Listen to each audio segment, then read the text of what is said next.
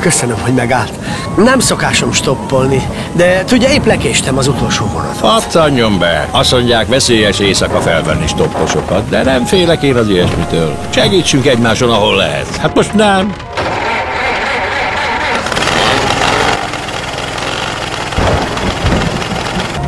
Igazán hálás vagyok. Mehettem volna gyalog bele a nagy magyar éjszakába. Megkérdezhetem, hová megy? Darasznyára. Darasznya. Jó nekem is, köszönöm.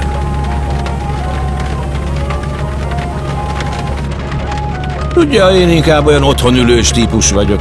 Csak most átugrottam a Locsmándra, a hugomékhoz. Elromlott a tévéjük. Maga szerelő? Hát mondjuk úgy. Papírom az nincs róla, de értek mindenhez, ami áramos.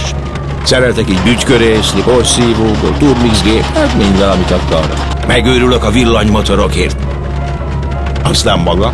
Mivel foglalkozik? Fogalmazzunk úgy, hogy a rossz emberekkel. Mi? Egy zsarus toppol itt kinn éjszaka? Nem, félre. Na várjon, kitalálom. Börtönőr. Nem egészen. Nem őrzöm őket, inkább mondjuk úgy, hogy büntetek. Nem már. Csak nem. Hóhér? Majdnem, csak én ítélet nélkül büntetek. Ezt viccesnek találja?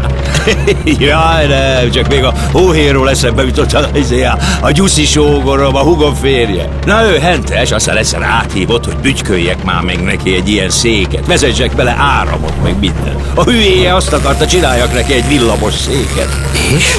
Megépítette? Hogy a viharban-e? Fogtam egy öreg csőfotelt, aztán beleraktam mindent, amit kért. De bekapcsoló gombot persze nem raktam rá. Tudja, ez a gyuszi gyerek kicsit italos, aztán egyszer képes és megsüti valakinek az agyát.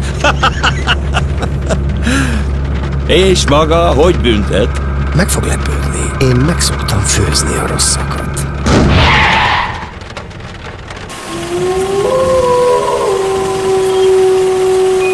Megfőzi?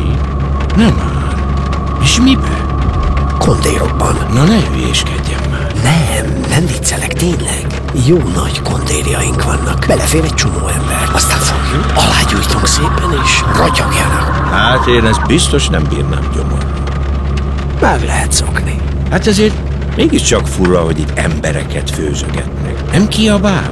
Dehogy is nem. Kiabálnak, sikoltoznak, könyörögnek, hogy engedjük el őket. Próbálnak kimászni, egymáshoz taposnak. Aztán... Itt is volnánk, ez itt Darasznya, az ott a templom. Jó ez így? Persze, pont egy templom. Hát, ha gondolja, ugorjon be hozzánk. Anyósom isteni töltött káposztát csinált. Mégis inkább kiszállnék én. Rám fér egy-két miatyák.